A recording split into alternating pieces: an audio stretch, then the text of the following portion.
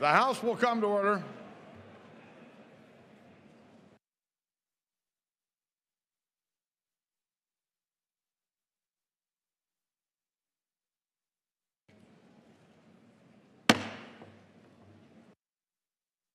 Speaker, the President pro tempore and the United States Senate.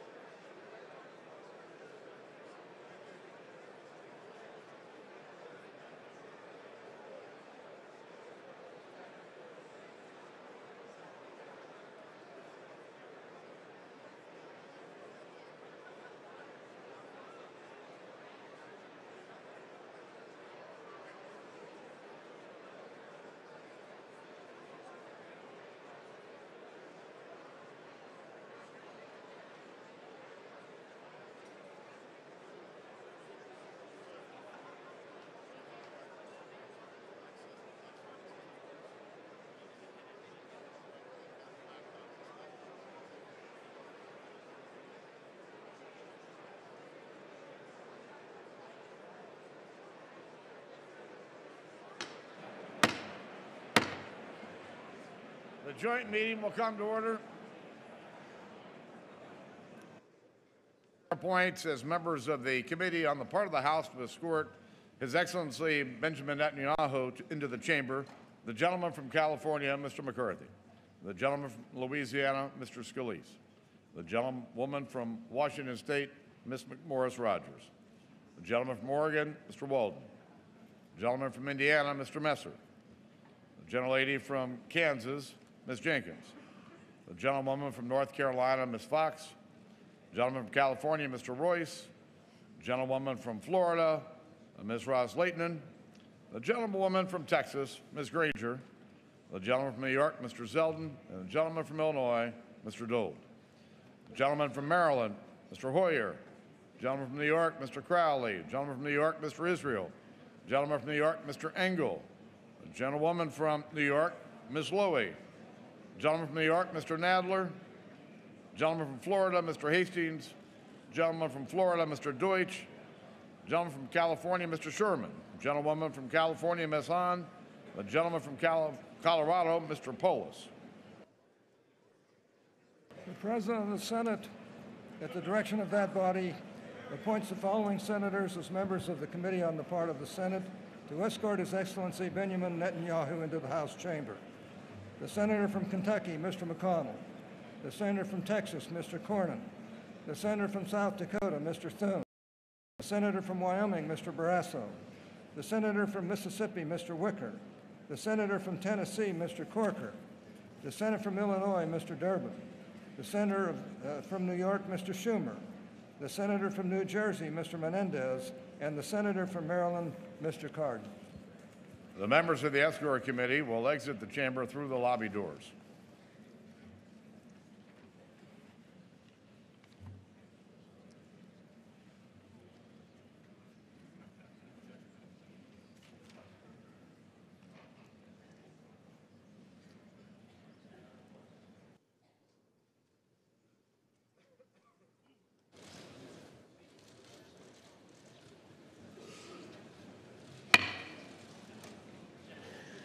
Mr. Speaker, the Acting Dean of the Diplomatic Corps.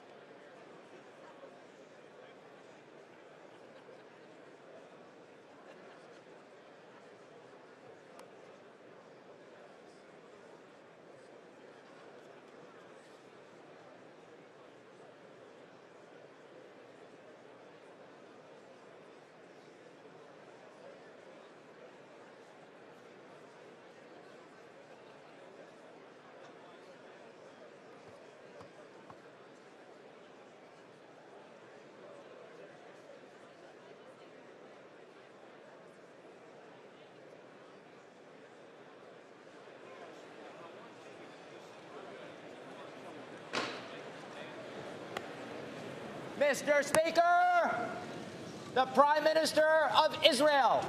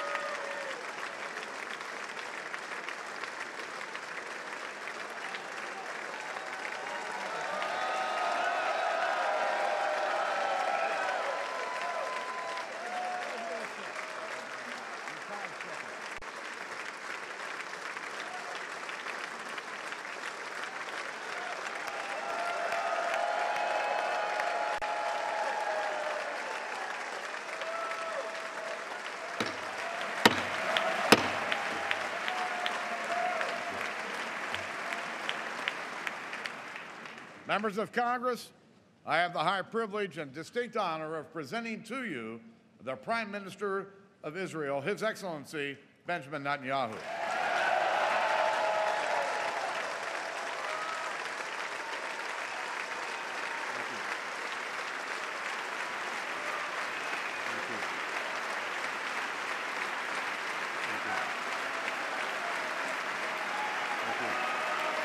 Thank you. Thank you. Speaker of the House, John Boehner,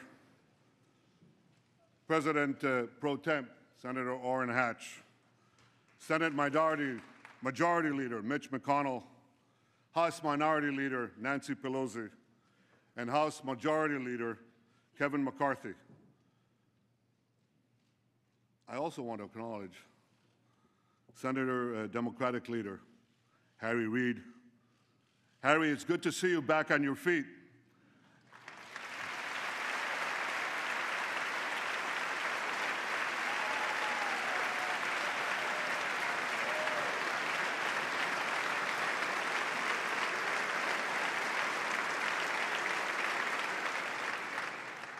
I guess it's true what they say, you can't keep a good man down.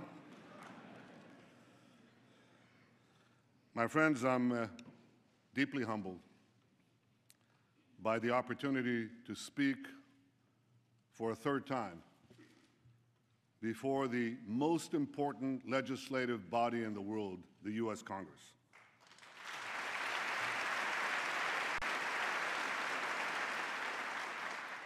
I want to thank you all for being here today.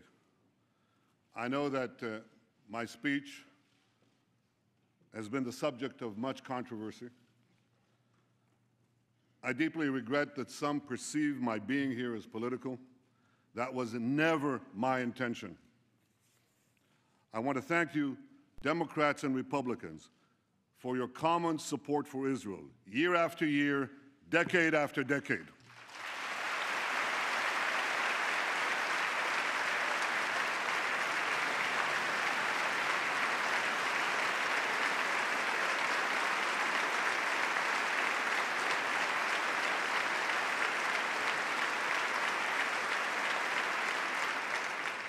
I know that no matter on which side of the aisle you sit, you stand with Israel.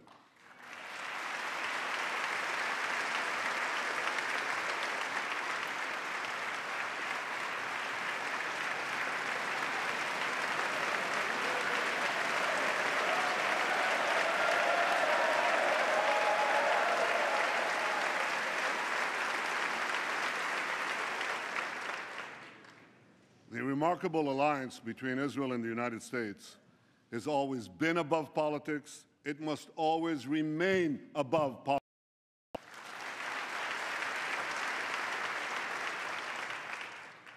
Because America and Israel, we share a common destiny, the destiny of promised lands that cherish freedom and offer hope. Israel is grateful for the support of America's people and of America's presidents, from Harry Truman to Barack Obama.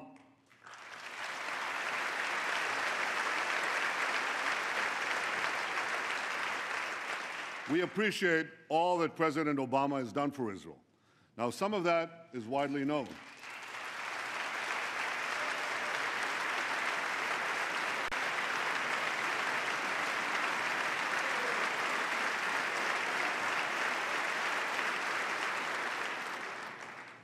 Some of that is widely known, like strengthening security cooperation and intelligence sharing, opposing anti-Israel resolutions at the UN. Some of what the President has done for Israel is less well known. I called him in 2010 when we had the Carmel forest fire, and he immediately agreed to respond to my request for urgent aid. In 2011, we had our embassy in Cairo under siege, and again, he provided vital assistance at the crucial moment. Or his support for more missile interceptors during our operation last summer when we took on Hamas terrorists.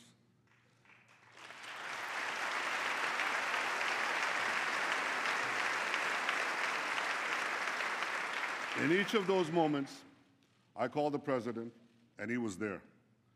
And some of what the President has done for Israel might never be known, because it touches on some of the most sensitive and strategic issues that arise between an American president and an Israeli prime minister. But I know it, and I will always be grateful to President Obama for that support.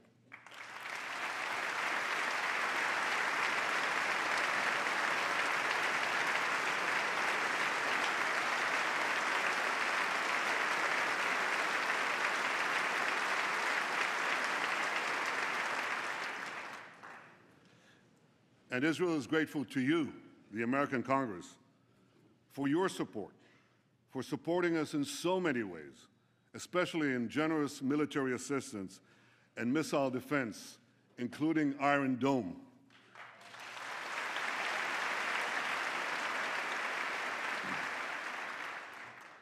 Last summer, millions of Israelis were protected from thousands of Hamas rockets because this Capitol dome helped build our Iron Dome.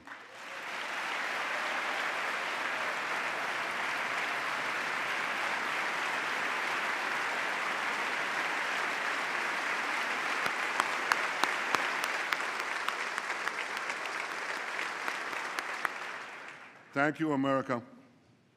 Thank you for everything you've done for Israel. My friends, I've come here today because as Prime Minister of Israel, I feel a profound obligation to speak to you about an issue that could well threaten the survival of my country and the future of my people: Iran's quest for nuclear weapons. We're an ancient people.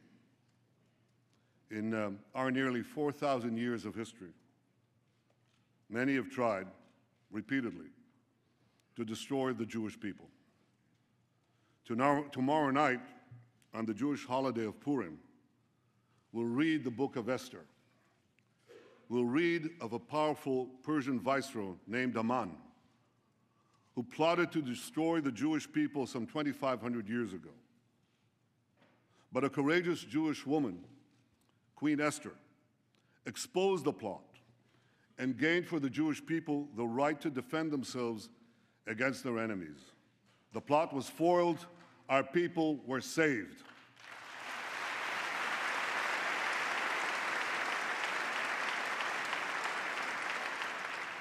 Today, the Jewish people face another attempt by yet another Persian potentate to destroy us. Iran's supreme leader, Ayatollah Khamenei,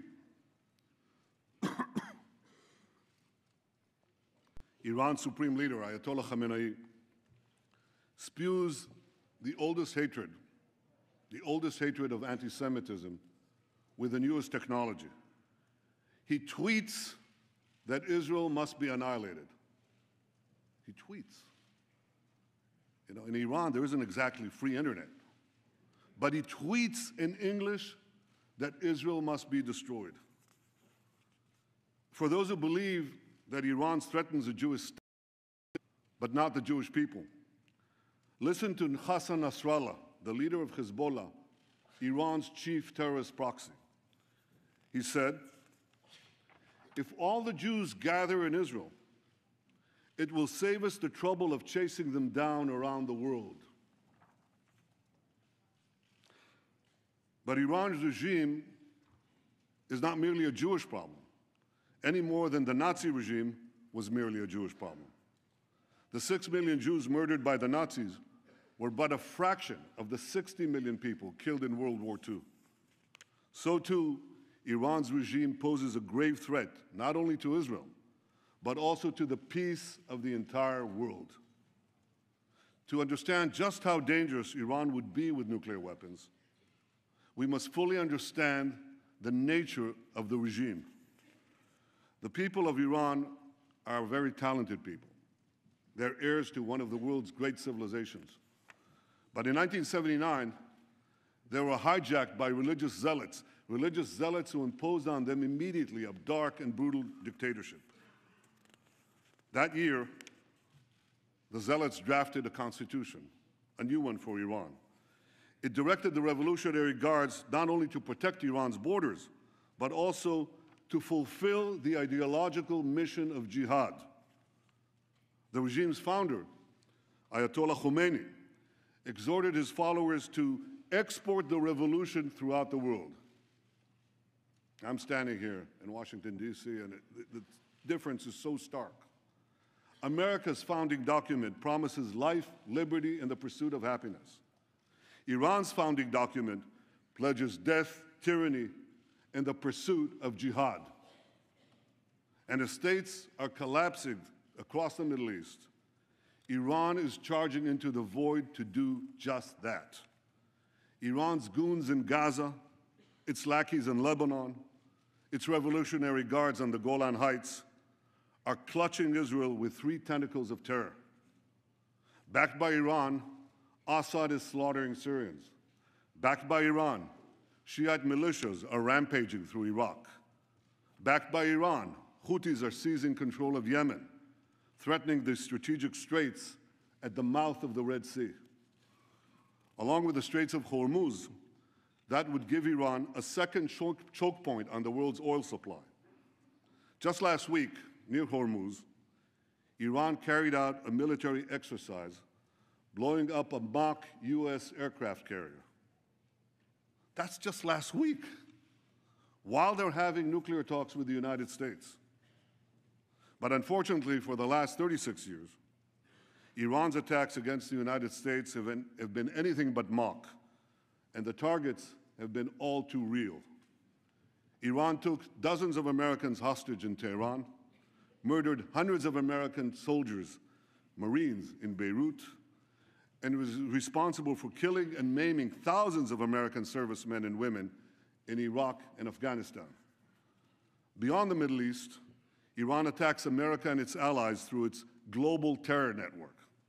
It blew up the Jewish Community Center and the Israeli embassy in Buenos Aires. It helped al-Qaeda bomb U.S. embassies in Africa. It even attempted to assassinate the Saudi ambassador right here in Washington, D.C. In the Middle East, Iran now dominates 4 Arab capitals: Baghdad, Damascus, Beirut, and Sana'a. And if Iran's aggression is left unchecked, more will surely follow. So at a time when many hope that Iran will join the community of nations, Iran is busy gobbling up the nations.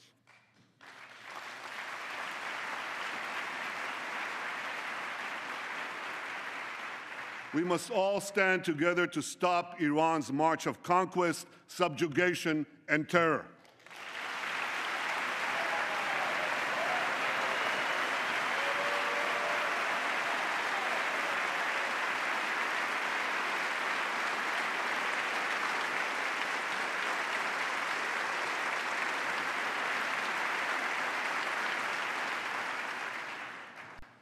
Now, 2 years ago,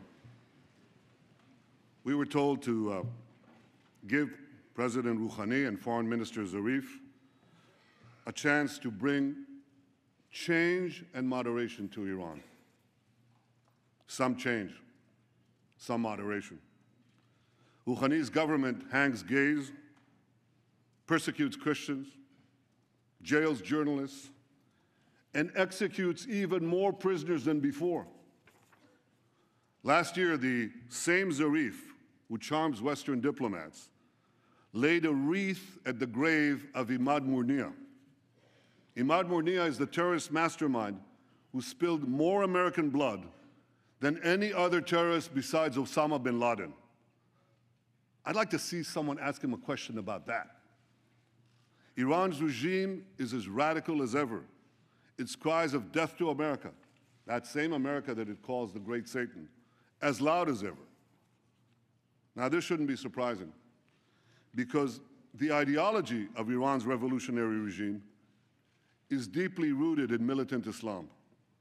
And that's why this regime will always be an enemy of America.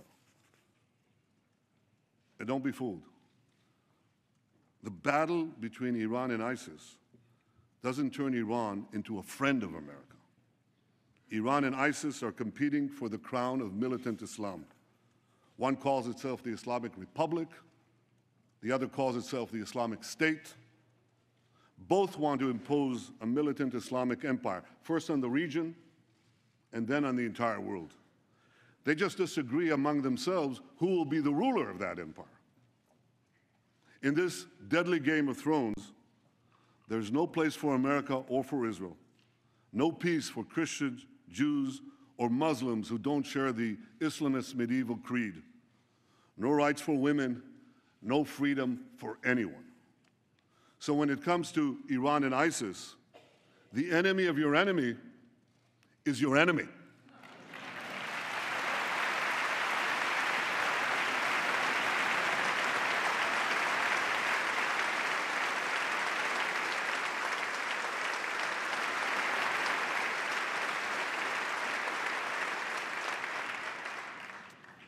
The difference is that ISIS is armed with butcher knives, captured weapons, and YouTube, whereas Iran could soon be armed with intercontinental ballistic missiles and nuclear bombs.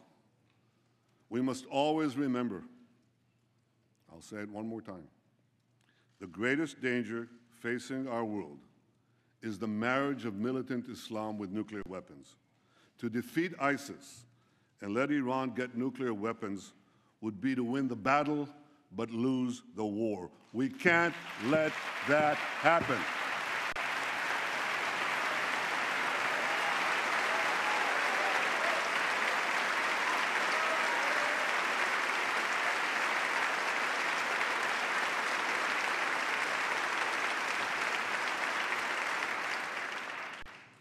But that, my friends,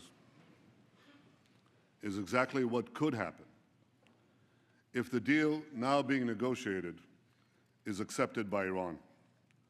That deal will not prevent Iran from developing nuclear weapons. It would all but guarantee that Iran gets those weapons, lots of them. Let me explain why. While the final deal has not yet been signed, certain elements of any potential deal are now a matter of public record. You don't need intelligence agencies and secret information to know this. You can Google it.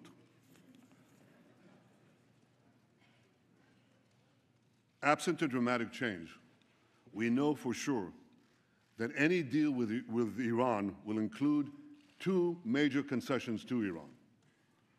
The first major concession would leave Iran with a vast nuclear infrastructure, providing it with a short breakout time to the bomb. Breakout time is the time it takes to amass enough weapons-grade uranium or plutonium for a nuclear bomb. According to the deal, not a single nuclear facility would be demolished. Thousands of centrifuges used to enrich uranium would be left spinning. Thousands more would be temporarily disconnected, but not destroyed. Because Iran's nuclear program would be left largely intact, Iran's breakout time would be very short, about a year by U.S. assessment, even shorter by Israel's. And if Iran's work on advanced centrifuges, faster and faster centrifuges, is not stopped, that breakout time could still be shorter, a lot shorter. True, certain restrictions would be imposed on Iran's nuclear program, and Iran's adherence to those restrictions would be supervised by international inspectors. But here's the problem. You see, inspectors document violations. They don't stop them. Inspectors knew when North Korea broke to the bomb, but that didn't stop anything. North Korea turned off the cameras, kicked out the inspectors. Within a few years, it got the bomb. Now we're warned that within 5 years, North Korea could have an arsenal of 100 nuclear bombs. Like North Korea, Iran too has defied international inspectors. It's done that on at least 3 separate occasions: 2005, 2006, 2010. Like North Korea, Iran broke the locks, shut off the cameras. Now, I know this is not going to come as a shock to any of you, but Iran not only defies inspectors, it also plays a pretty good game of hide and cheat with them. The UN's nuclear watchdog agency, the IAEA, said again yesterday that Iran still refuses to come clean about its military nuclear program. Iran was also caught twice, not once, twice, operating secret nuclear facilities in Natanz and Qom, facilities that inspectors didn't even know existed. Right now, Iran could be hiding nuclear facilities that we don't know about, the U.S. and Israel.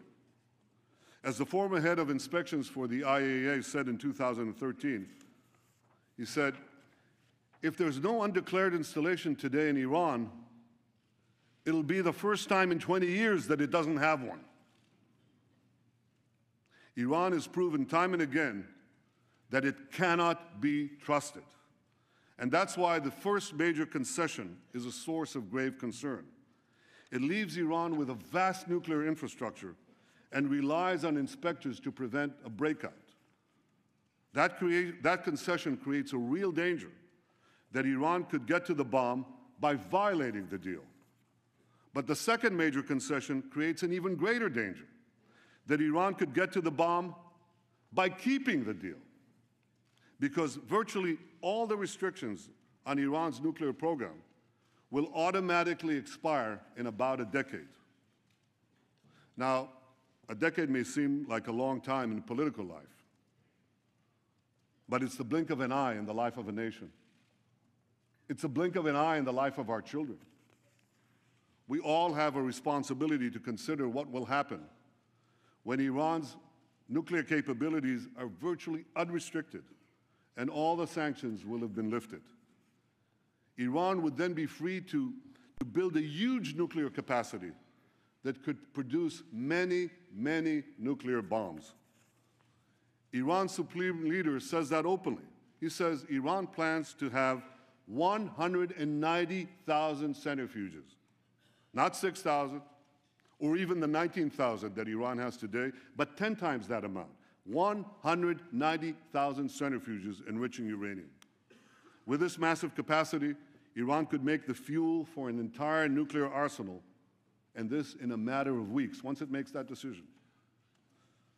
My longtime friend, John Kerry, Secretary of State, confirmed last week that Iran could legitimately possess that massive centrifuge capacity when the deal expires. Now, I want you to think about that. The foremost sponsor of global terrorism could be weeks away from having enough enriched uranium for an entire arsenal of nuclear weapons, and this with full international legitimacy.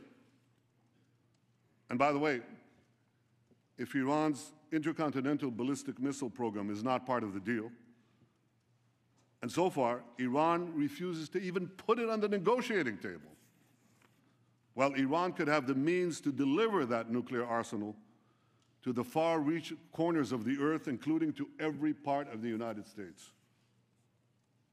So you see, my friends, this deal has two major concessions. One, leaving Iran with a vast nuclear program. And two, lifting the restrictions on that program in about a decade. That's why this deal is so bad. It doesn't block Iran's path to the bomb, it paves Iran's path to the bomb. So why would anyone make this deal? Because they hope that Iran will change for the better in the coming years? Or they believe that the alternative to this deal is worse? Well, I disagree. I don't believe that Iran's radical regime will change for the better after this deal. This regime has been in power for 36 years, and its voracious appetite for aggression grows with each passing year. This deal would only whet Iran's appetite for more. Would Iran be less aggressive when sanctions are removed and its economy is stronger? If Iran is gobbling up 4 countries right now while it's under sanctions, how many more countries will Iran devour when sanctions are lifted? Would Iran fund less terrorism when it has mountains of cash with which to fund more terrorism? Why should Iran's radical regime change for the better when it can enjoy the best of both worlds, aggression abroad, prosperity at home? This is a question that everyone asks in our region. Israel's neighbors, Iran's neighbors, know that Iran will become even more aggressive and sponsor even more terrorism when its economy is unshackled and it's been given a clear path to the bomb. And many of these neighbors say they'll respond by racing to get nuclear weapons of their own. So this deal won't change Iran for the better. It will only change the Middle East for the worse. A deal that's supposed to prevent nuclear proliferation would instead spark a nuclear arms race in the most dangerous part of the planet. This deal won't be a farewell to arms. It would be a farewell to arms control. And the Middle East would soon be crisscrossed by nuclear tripwires. Where small skirmishes can trigger big wars would turn into a nuclear tinderbox. If anyone thinks this deal kicks the can down the road, think again. When we get down that road, we'll face a much more dangerous Iran, a Middle East littered with nuclear bombs, and a countdown to a potential nuclear nightmare. Ladies and gentlemen, I've come here today to tell you we don't have to bet the security of the world on the hope that Iran will change for the better. We don't have to gamble with our future and with our children's future. We can insist that restrictions on Iran's nuclear program not be lifted for as long as Iran continues its aggression in the region and in the world.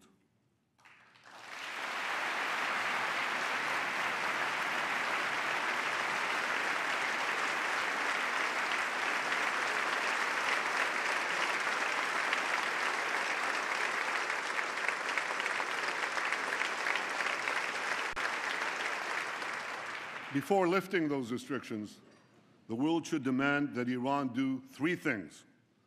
First, stop its aggression against its neighbors in the Middle East. Second,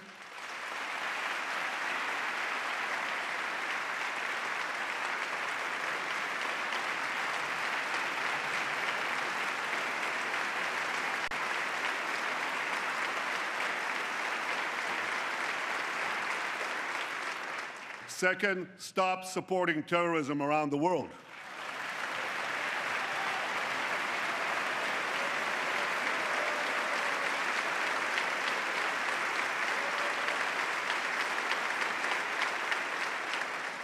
And third, stop threatening to annihilate my country, Israel, the one and only Jewish state.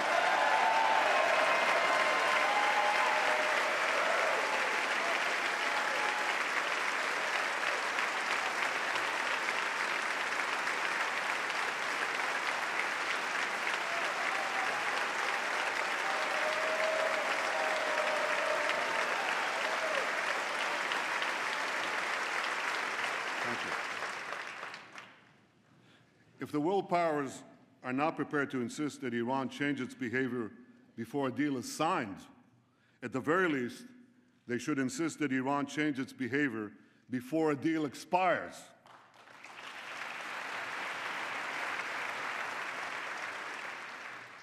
If Iran changes its behavior, the restrictions would be lifted. If Iran doesn't change its behavior, the restrictions should not be lifted.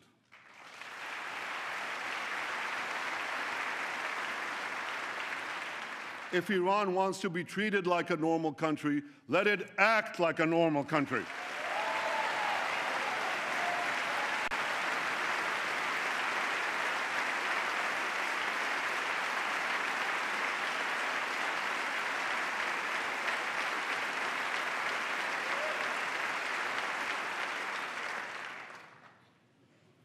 My friends, what about the argument that there is no alternative to this deal? That Iran's nuclear know-how cannot be erased, that its nuclear program is so advanced that the best we can do is delay the inevitable, which is essentially what the proposed deal seeks to do. Well, nuclear know-how without nuclear infrastructure doesn't get you very much. A race car driver without a car can't drive. A pilot without a plane can't fly. Without thousands of centrifuges, tons of enriched uranium, or heavy water facilities, Iran can't make nuclear weapons.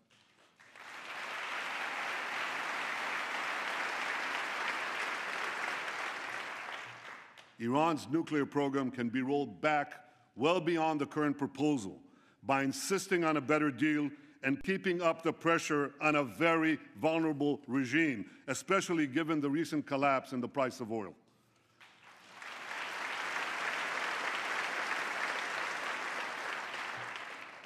Now, if Iran threatens to walk away from the table, and this often happens in a Persian bazaar, call their bluff. They'll be back because they need the deal a lot more than you do.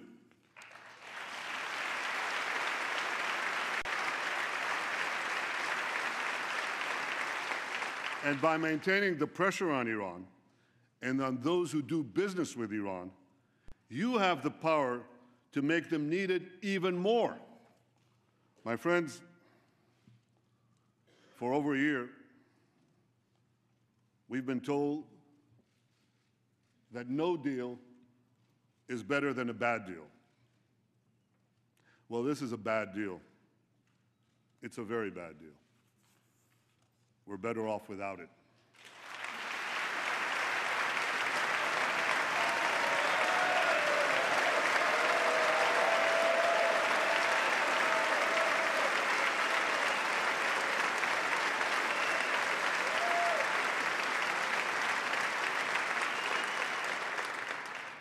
Now we're being told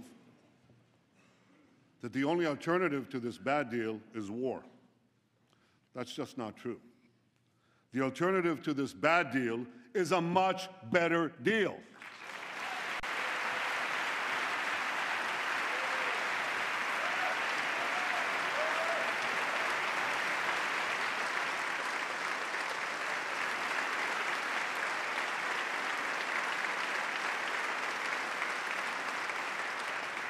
A better deal that doesn't leave Iran with a vast nuclear infrastructure and such a short breakout time. A better deal that keeps the restrictions on Iran's nuclear program in place until Iran's aggression ends.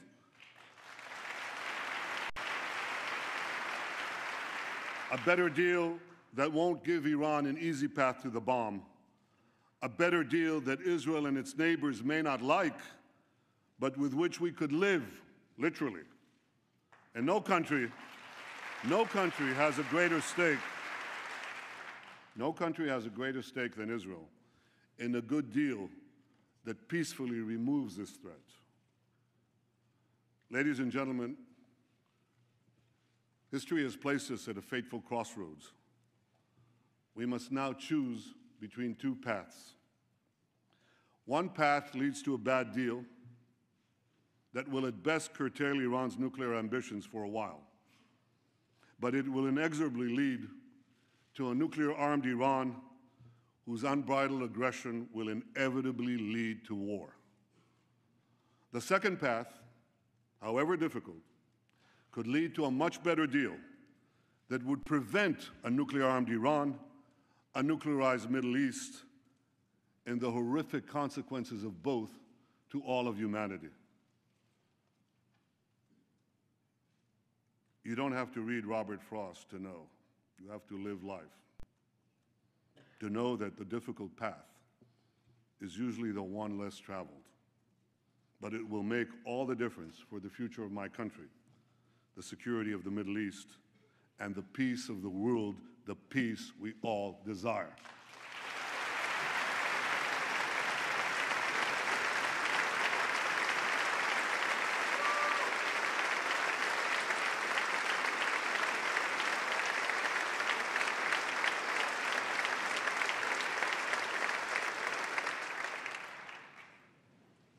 My friends, standing up to Iran is not easy.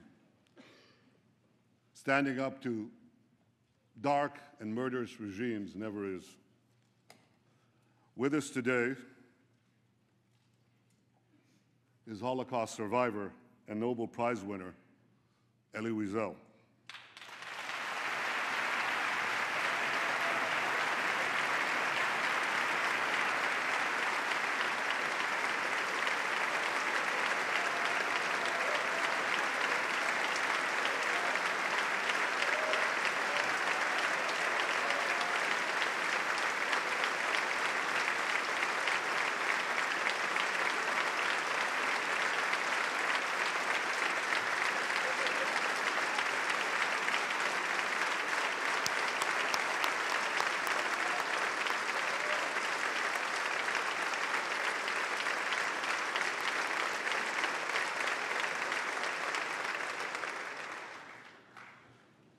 Elie, your life and work inspire us to give meaning to the words, never again.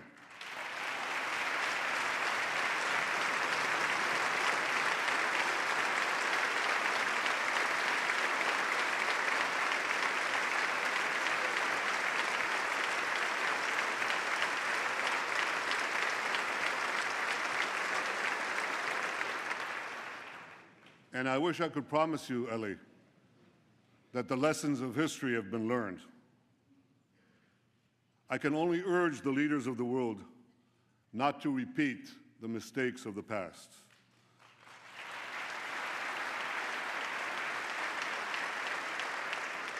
not to sacrifice the future for the present, not to ignore aggression in the hopes of gaining an illusory peace.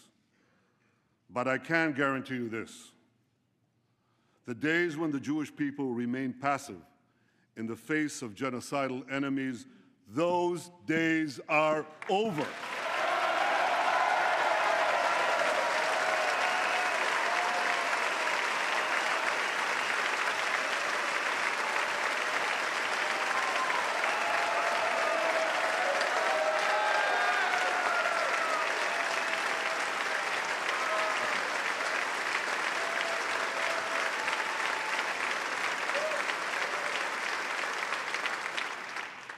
We are no longer scattered among the nations, powerless to defend ourselves. We've restored our sovereignty in our ancient home, and the soldiers who defend our home have boundless courage. For the first time in 100 generations, we, the Jewish people, can defend ourselves.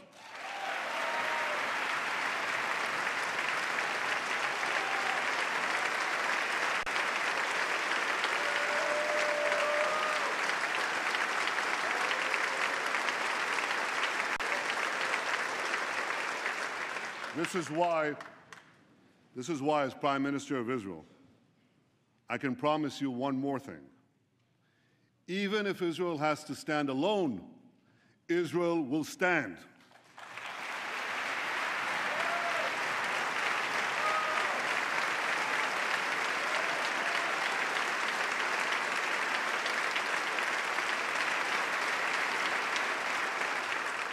But I know that Israel does not stand alone. I know that America stands with Israel. I know that you stand with Israel.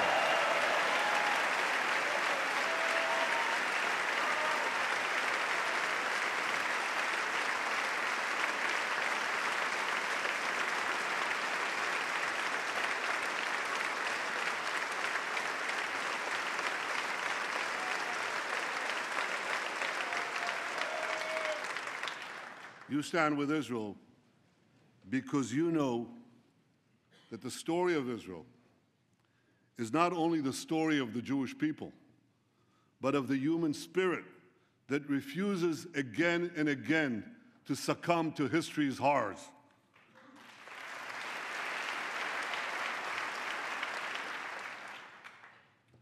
Facing me,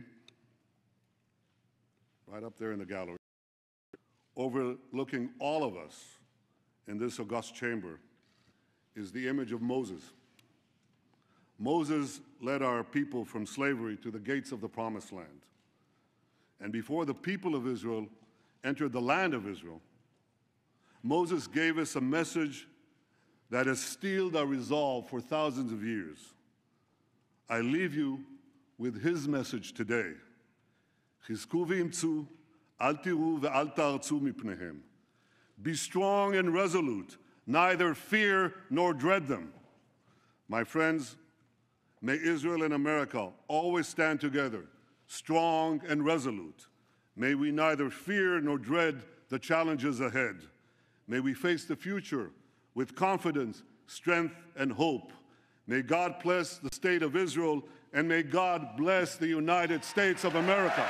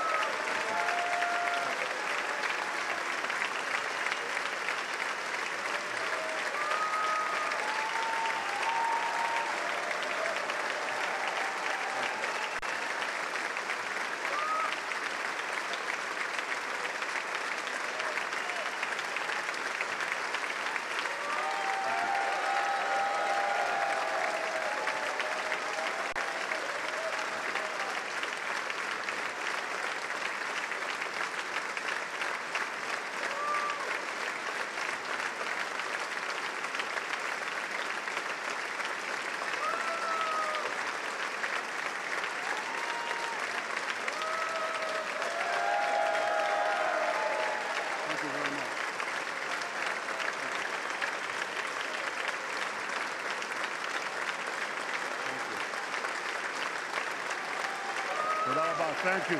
Thank you very much. Thank you all. You're wonderful. Thank you, America. Thank you. Thank you.